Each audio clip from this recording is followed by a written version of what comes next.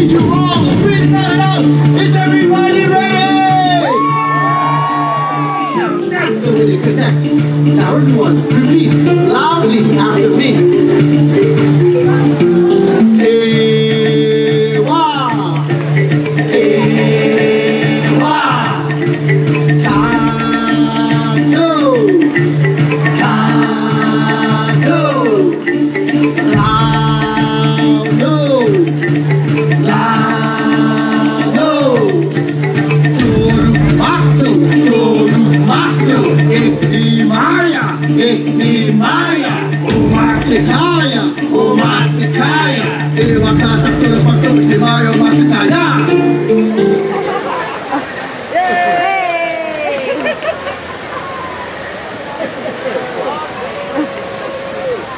Stop!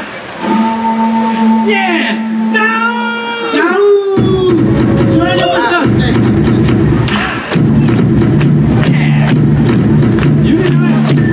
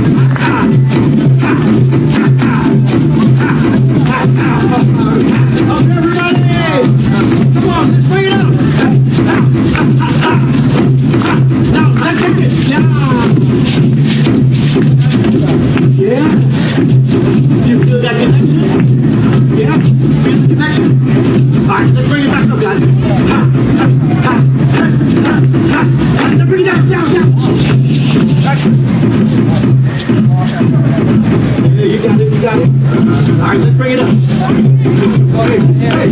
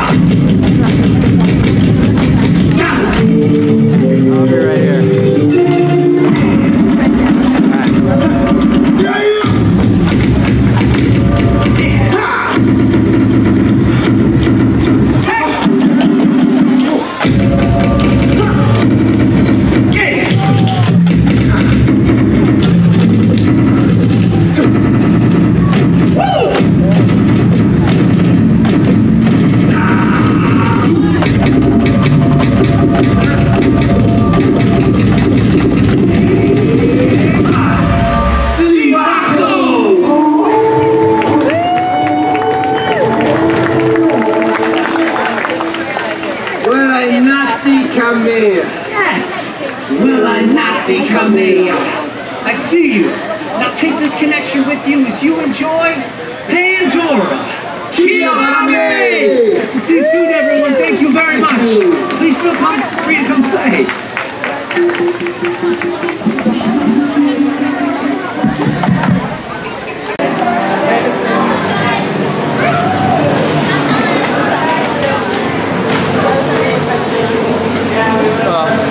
Listen, there's no bar.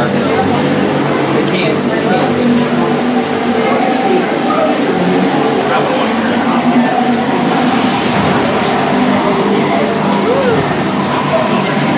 It's probably 2 yards then.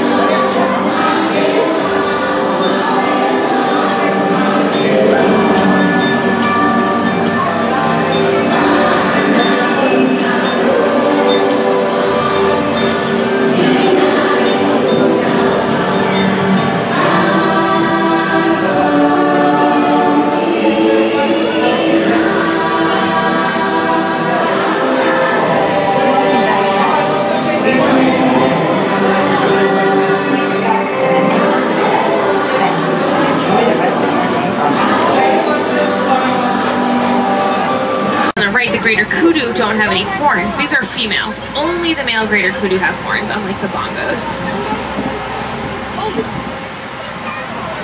Since the bongos are so quick moving and very rarely seen, we like to call them the ghosts of the forest.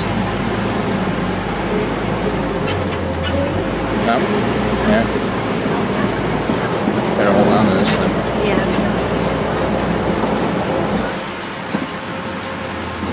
This is why we're We'll pull into the Safi River just up ahead. And as you do, you'll want to look in the water for some Nile hippos, maybe some pelicans. We'll see who we can find around here.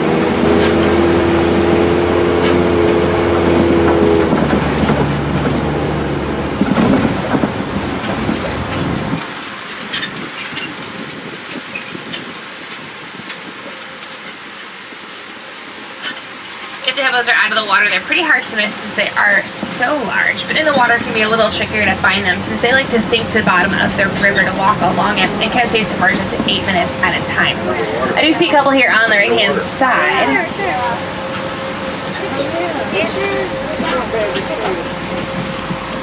There are a couple more up on the left-hand side too, hanging out underneath or behind the island back there. A group of hippos like this is called a belote of hippos.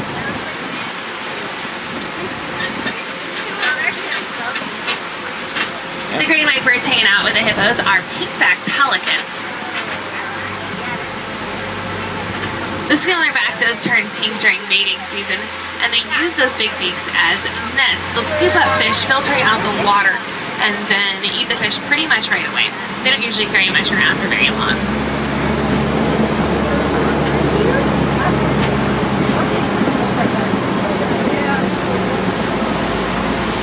There are quite a few pelicans back there, and they are colonial nesters. You'll find them in pods of anywhere from 20 up to 500 pelicans.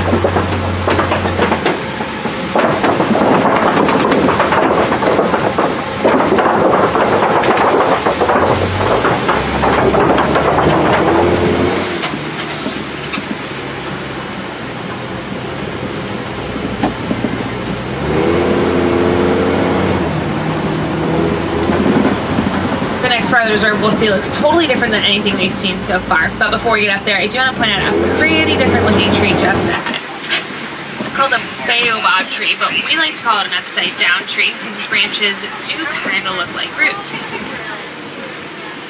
These trees are pretty great at conserving water, so they'll live for well over 1,000 years. But to conserve even more water, they can go leafless up to 9 months out of the year, depending on the weather.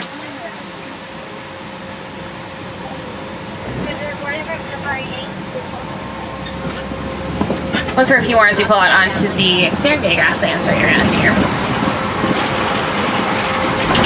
The savannah stretches all the way to East Africa and is a great place to look for some of everyone's favorites, maybe some elephants, zebras, giraffes. And this is a wild Africa that we're working so very hard to preserve, since each and every single animal out here is so important to this ecosystem.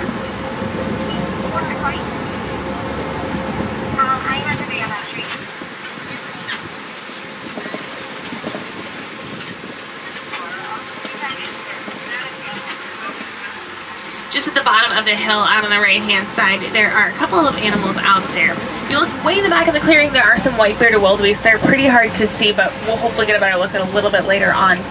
The smaller, lighter-colored animals are Springbok. The Springbok are pretty teeny tiny, topping out about 3 feet tall and 100 pounds, so they won't get much bigger than this, if at all. Doesn't stop them from being pretty powerful, though. They're among the top 10 fastest land mammals in Africa, running about 50 to 60 miles per hour. When excited, they'll pronk, which when they jump about 6 feet in the air repeatedly, or up to 13 feet moving forward.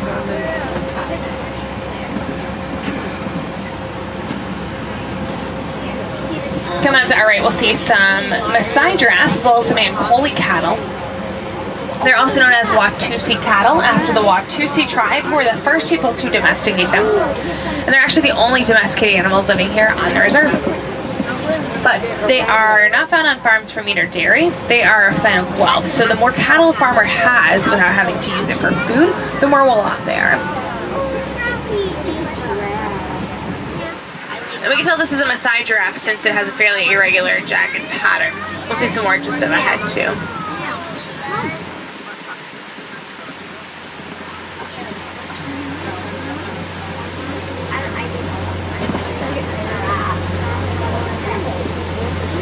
On the left-hand side, take a look back in the bushes there. You can just see a couple of African wild dogs curled up in the back. They're hiding underneath the trees there in the shade. They're also known as painted dogs because of the black and white patches on their fur. They look pretty cute and cuddly as they're dozing over there, but these are the most successful hunters living on the entire savannah. They hunt in their packs and run their prey right down to exhaustion. There we go. We'll see some more giraffes on the left-hand side as well as some sable antelope.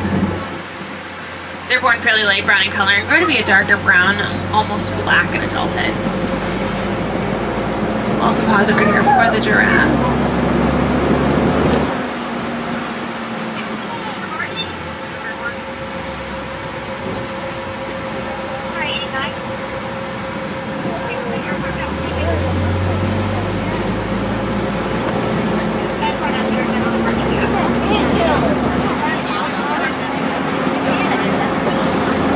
Spend the majority of their day eating, and they're held out by an 18-inch long tongue that's full of muscles to help them rip leaves from off the tops of the trees. They'll be able to wrap their tongues right around the branches to strip all the leaves off.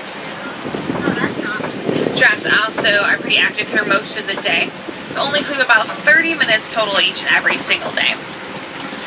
And in case that weren't impressive enough, they typically don't do that straight through. They'll grab a few minutes here and there throughout the day, totaling to about 30 minutes.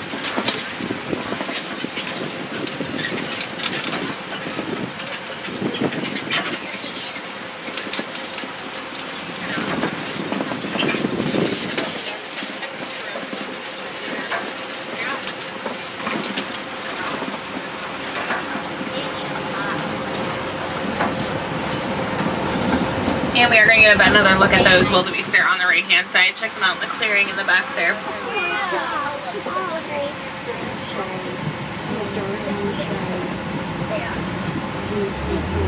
Wildebeest have one of the largest migration patterns in Africa, with about 1.5 million wildebeest moving across the savannah each and every single year. To help them along their migration, when wildebeest calves are born, they can walk within about 15 minutes. You may hear locals refer to the wildebeest as a gnu, that's spelled G-N-U, and it's after the new grunting sound that the wildebeest make.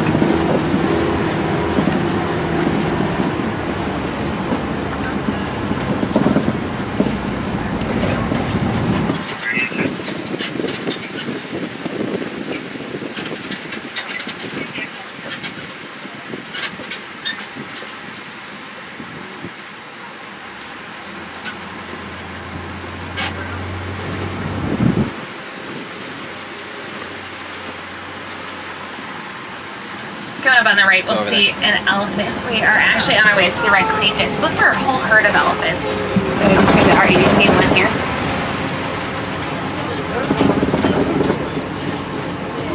And it looks like we'll see some mandrills on the left as well.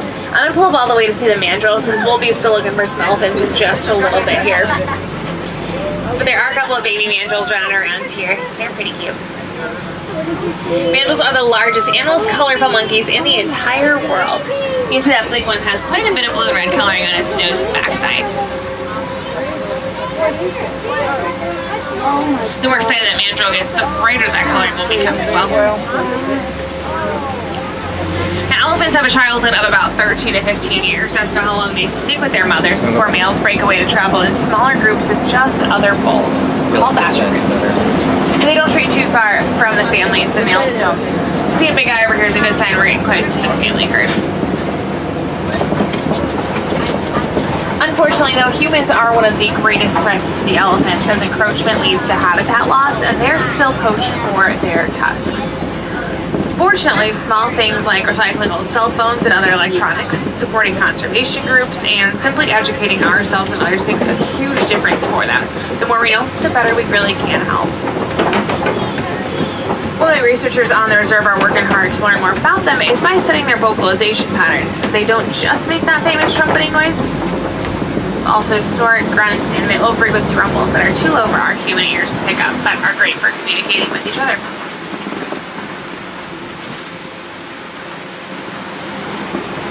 Seeing some markings in the red clay over here. It's a good sign that we're getting close to that herd. Elephants dig out and eat the red clay. It's pretty high in nutrients and minerals. Over here too. Yeah, there's an elephant here. Now if you look carefully in that family group of elephants back there, you can see a teeny tiny baby elephant, small in comparison to the other ones, but they can be born up to 300 pounds. Now, this is not a great place for me to stop up here, so we're just gonna go by nice and slowly and try and find a better view of that elephant that's up ahead. I can see through the trees there.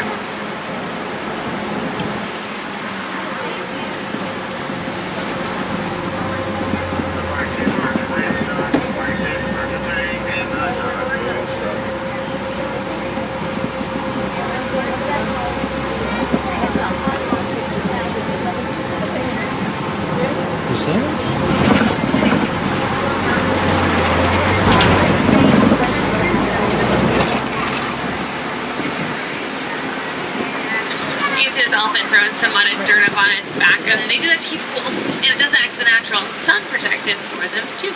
They've got surprisingly sensitive skin.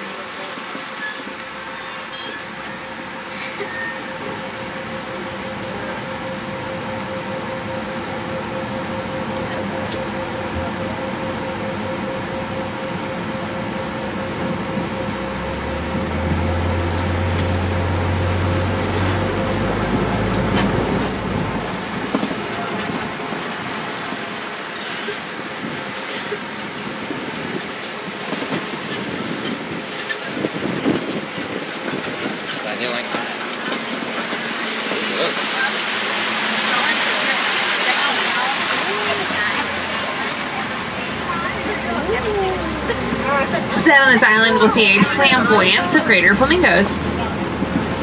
Craters, since they are the larger, but they are the lighter colored flamingos too. And they get their pink coloring from the foods they eat, like shrimp that are high in keratin. So when the flamingos hatch, they're not actually pink, they are born gray in color. So if you see any gray flamingos in there, you can see right next to us here, that's a great view. That one's about half the size of the pink flamingo, but that is a flamingo chick. They look to be just a few months old, and it'll take the gray ones about a full year to get that pink coloring.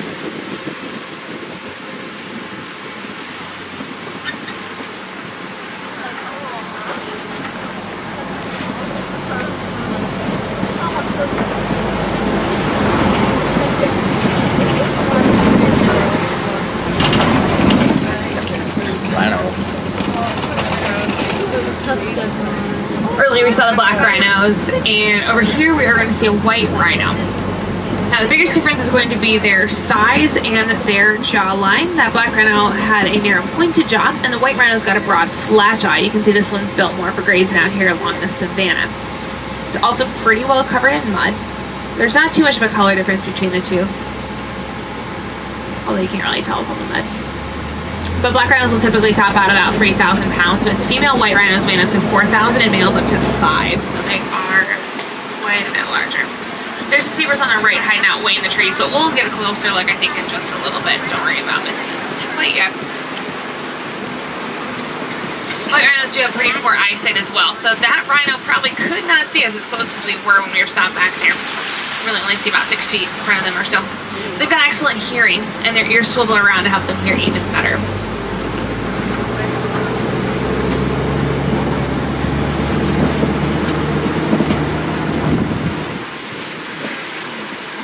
Coming up on our left, I can spot a couple of cheetahs laying down on the hill. They're keeping in the shade back there. These are the fastest mammals on land. They'll reach speeds of about 65 miles per hour for short distances. Only about the length of an American football field or two before they start to overheat. Contrary to popular belief, they aren't actually considered big cats. They typically weigh in under 100 pounds, and they won't roar or growl like big cats do, but they'll make a chirping noise or purr just like your house cat.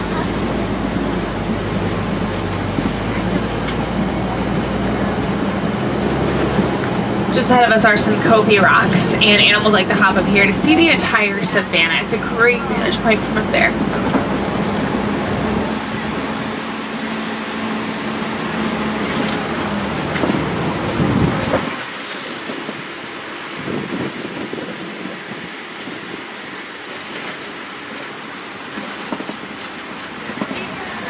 like there's some more white rhinos on the right-hand side back there with the zebras. I'll pause here so we can get a head-on look at the zebras.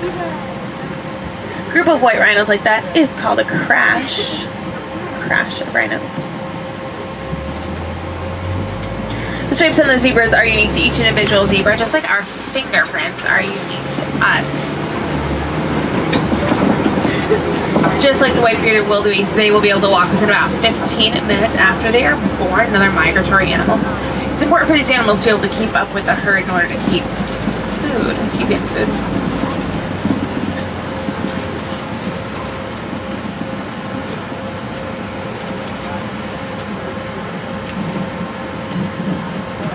Down in the burrow that is directly across from me right now is a warthog. It's got its head sticking out. There's not a great place for me to stop for everyone to see at once, so I'm just going to go nice and slowly by here. That is so cool.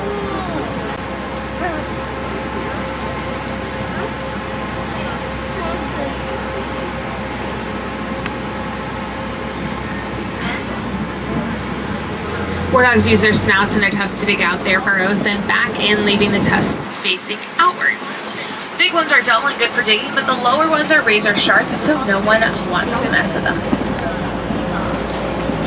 We'll see an ostrich on the right-hand side, just as we round the corner here. This is the largest bird in the world, and it is, in fact, flightless. They have pretty big wings, though, which help them change directions as they run, and they'll reach speeds of about 40 miles per hour.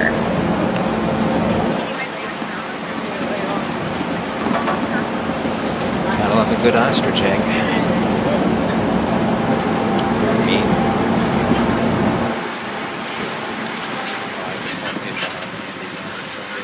Magadi Glen over here is the last part of the reserve that we'll see before we head back to the village. Not too many animals have called the Glen home recently, but quite a few of the migrators have traveled through here along their journey. So there's a rest stop. Like the scimitar horned oryx, who's up on the left, or on the right, I'm sorry. The scimitar horned oryx are typically found in the desert, but like I said, do journey for food. If they absolutely needed to, they could go 9 months at a time without any water. They typically don't, but could if they needed to. Down by the watering hole that's on our right over here, you can see two white birds. These are yellow-billed storks. Those are carnivorous birds, and they'll prey on pretty much anything they can fit in their beaks. Small fish, frogs, snakes, lizards, and even other small birds.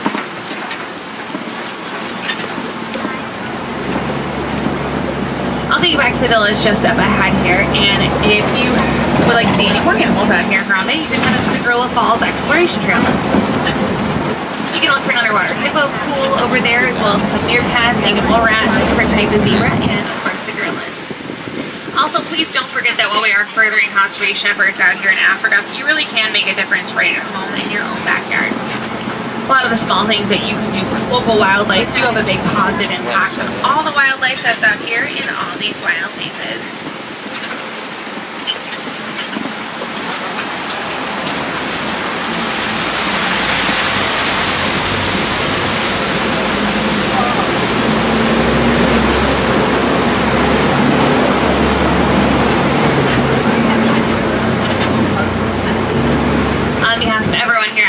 Safaris. I'd just like to say Asante's son, thank you so much for joining us today. Make sure to come back and see us again sometime, and remember that no two safaris are ever the same. The animals definitely make certain of that. If we have any wilderness explorers on board today who have been riding on the Simba 1, that's my truck's name, the Simba 1, you can pick up your safari badge plus your African culture badge just past the dock at the warden's post. Now here in Harambe, we don't like to say goodbye. Goodbye is just way too sad and final for us. So instead I prefer to say Kwaherini or go well. So once again, thanks so much for joining me today, everyone. Asante Sana. Kwaherini, have a great rest of your day.